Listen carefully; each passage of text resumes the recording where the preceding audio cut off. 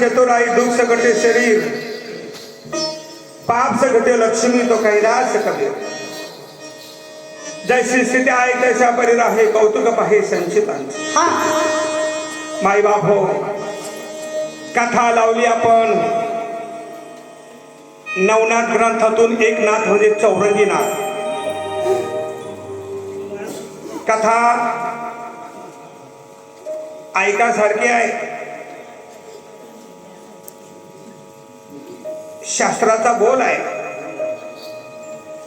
जर आपल्या घराण्यावर जर काही विडापिडा काही करणी बाधा झाली काही करणी कौटाळ झालं आपण श्रावण महिन्यामध्ये आपल्या घरामध्ये नवनाथ ग्रंथाचं पारायण करतो नवनाथ ग्रंथाचं पारायण करावं म्हणजे आपली पूर्ण विडापिडा करणी कौटाळ सगळं दूर पळून जातात असा त्या नवनाथ ग्रंथांचा महत्व आहे आणि त्या नवनाथ ग्रंथातून चौरंगीनाथ जन्माला येतो कसा ही कथा आपण आपल्या समोर सादर करतो माईबाप हो या कथेचं एवढं महत्व आहे जेवढे श्रोते ऐकायला बसलेले आहे ज्यांच्या मागे काही करणी कौटुळ असेल ही कथा श्रवण केल्यानंतर ती सुद्धा पळून जाते असं या कथेचं महत्व आहे म्हणून माईबाप हो हात जोडून विनंती आहे कथा शेवटपर्यंत श्रवण करा मधून उठून जाऊ नका ही आमची लेकराची विनंती आहे तर चला लगेच आपल्या पुढच्या कामाला सुरुवात करतो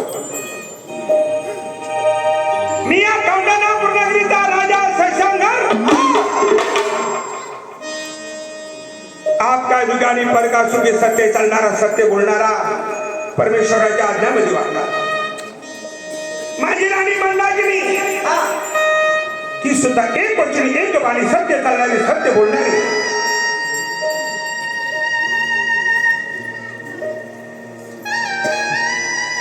लग्न होत बऱ्याच दिवस झाले 12 वर्षाचा काळ निघून गेला परमेश्वराने आम्हाला पोटीपाठी काही दिलेलं नव्हतं पुत्र प्राप्तीचा लाभ नव्हता मी विचार केला माझी राणी मंदाकिनी ती सुद्धा नाराज आहे काही विलास चालत नाही पण असंच एक दिवस आमच्या राज दरबारमध्ये एक महान विभूती एक साधू महाराज आले आणि त्या साधूने सांगितलं राजन तुम्हाला पुत्र प्राप्तीचा लाभ पाहिजे तुम्हाला बाळ होणार पण एक करा तुम्हाला पुन्हा 12 वर्ष महादेवाची सेवा करावी लागेल एका दृष्टीने मला आनंद झाला आणि एका दृष्टीने दुःख सुद्धा झालं दुःख काय झालं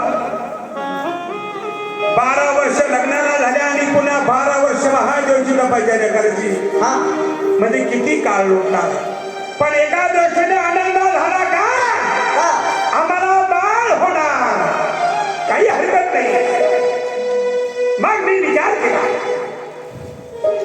महादेवाची सेवा करायची मग आमच्या नदीच्या तीरावरती त्या संगमेश्वरावरती संगमेश्वराचं मंदिर बांधणार तिथं महादेवाच्या मूर्तीची प्राण प्रतिष्ठा करणार आणि त्याच ठिकाणी आपण आपली सेवा करणार म्हणून या कौंढाण्या पुण्यगिरीमध्ये त्या नदीच्या तीरावरती श्री संगमेश्वराचं मंदिर स्थापन केलं महाराज 12 वर्ष तपश्चर्या केली एक दिवस सकाळी ब्रह्म मुहूर्तावरती मी नदीवरती आंघोळ स्नान केलं संगमेश्वराच्या मंदिरामध्ये दर्शनाला पूजाला चाललो इकडे मला आकाशवाणी पडली हे राजा मागे फिर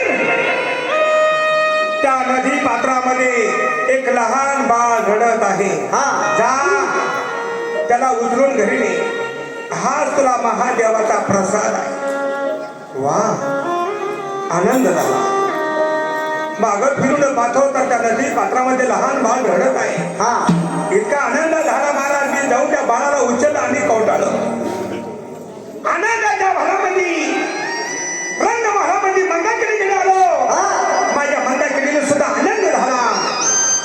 देवाचा प्रसाद.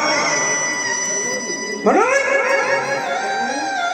आम्ही विचार केला त्या कृष्णामाईच्या तीरावरती, त्या कृष्णामाईमध्ये आम्हाला तो बाळ सापडला, म्हणून त्याचं नाव आम्ही कृष्णांग असं ठेवलं. पण परमेश्वराला ही लई दिवस आमचा आनंद सहन झाला नाही. एक 12 महिन्याचा काळ निघून गेला आणि परमेश्वराने माझ्या कृष्णांगरची आई मंदाकिनी तिला देव आज्ञा झाली. परमेश्वर तिला घेऊन गेला. तिचा प्राण इहलोकी गेला. दुःख झालं. आता काय करावं विचार करतो. हा राज दरबार आहे, हा राज कारभार आहे, याला राणीशिवाय शोभा नाही. माझ्या नगरीच्या प्रजाने विचार केला, महाराज अहो तुम्ही काय चिंता करता, तुम्ही मोठे महान राजा आहे, दुसरं लग्न करा, दुसरी राणीसाहेब येणार, तुमचा राजकारभार आनंदाने चालणार. म्हणून मी माझ्या नगरीच्या प्रजेच्या नुसार दुसरं लग्न केलं. महाराज माझी दुसरी राणी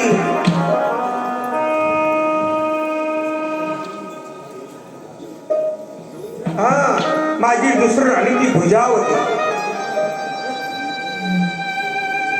भुजावती सगळं माझा लग्न झाला महाराज.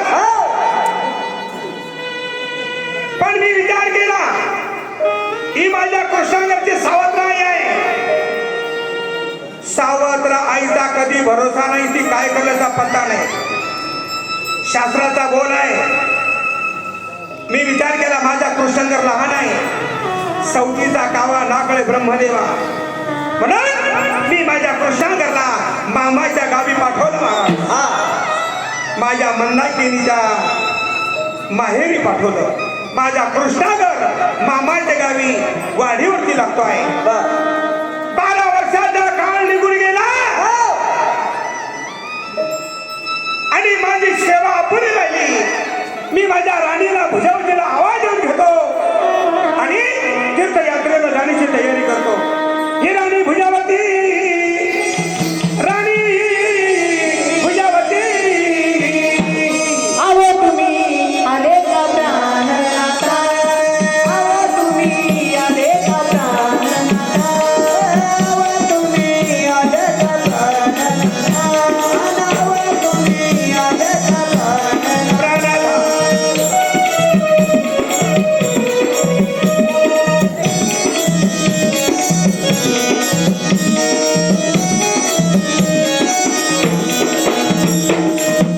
महाराज बोला. आवाज आल्या माझ्या वाड्याला बाई गाण्याला बाई. आनंद झाला महाराज. सकाळी सूर्य उदय झाला आणि तुम्ही माझ्या महाली आले महाराज. अहो तुमचा चेहरा अगदी गुलाबाच्या फुलासारखा टवटवीत दिसतो महाराज. खुशी राहण्याचं कारण काय हो? भुजावती, माझ्या चेहऱ्यावरती आनंद का? अरे परमेश्वराच्या कृपेने आपला विवाह झाला, खूप आनंद झाला. पण माझी एक इच्छा अपुरी राहिली भुजावती. कोणती महाराज? मी देवाला असा नवस केला होता, माझ्या जन्मामध्ये माझ्या जीवनामध्ये तुझ्यासारखी सौभाग्यवती मिळाली. मी 12 वर्ष तीर्थयात्रेला झाला. तीर्थयात्रा करून आपल्या मायदेशी परत येणार अशी माझी इच्छा आहे. महाराज 12 वर्ष बाई अहो तुम्ही सेवा करायला जाणार हो तरी महाराज तुम्ही जाऊ नका हो, जाऊ नका. अरे वा भुजावती, मला गेल्याशिवाय जमणार नाही. हा परमेश्वराचा बोल आहे. एकदा वचन केले त्याची बल करताय. जान जान की वचन न जाय, वचनाला बट्टाने लागायला पाहिजे. अहो सुनी सुनी रात्र दिसत का बाई, अहो शोभा नाही त्या रंगीत मालाला बाई हो महाराज. तुम्ही जाऊ नका महाराज, जाऊ नका हो. नाही नाही भुजावती, मला गेल्याशिवाय जमणार नाही. चालेल महाराज, माझी जाण्याची तयारी करा ग भुजावती. चालेल महाराज का. शिबाई, शिबाई, नमस्कार तुम्हाला. तुझ्या मालकिनीला माझी जाण्याची तयारी केली ताबडतोबला आणि माझी जाण्याची तयारी करा लवकर. बर बर बर मला तीर्थयात्रे करताना जायचंय 12 वर्षाकरता. बर बर पण एक लक्षात ठेवा, मी 12 वर्षी तीर्थयात्रेला जाणार, तोपर्यंत हा राजकारभार तुम्ही सांभाळायचा. तुमच्या मालकिनीच्या हाताखाली तिला कशाची कमी पडू द्यायची नाही. मागची फिकिरच नको. का दासी मी आता खाली कामाला. ताशी कुठे दासी बस गई एकादशी इथं. ए दासी, हा जरा व्यवस्थित राहा जरा. शिपाई जरा चाभरी आवडल्याने. हा आहे का कसं दोन साठी तो. मी काय बोलतो, 12 वर्षाकरता मी बाहेर तीर्थयात्रेला चाललो. तुमच्या मालकीनीवरती तुमचं लक्ष असू द्या. तिला कशाची कमी पडू देऊ नका. हा हा ए आणि आजपासून तुम्ही घरी जा तरी इथंच राहतं. ड्युटी म्हणजे ड्युटी. हा चला येतो शिपाई. असे हिराणी भुजावती भुजावती जाण्याची तयारी करा काय भुजावती. महाराज सर्व तयारी झाली. आवाज लवकर जा गवाई आणि त्या देवाला सांगा सुखी ठेव रे परमेश्वर आमच्या नगरीला, सुखी ठेव या राजकारभाराला बाईला, अशी देवाला विनवणी करा महाराज आणि लवकर वापस या. असं ना काय हरकत नाही चला. म्हणून ते राजे बाहेर तिथं यादीवर निघालेले आहे. महादेवाची सेवा करणार, पायी पायी तीर्थयात्रा करणार, मनाचं समाधान होणार म्हणून ते राजे शशाला निघाले.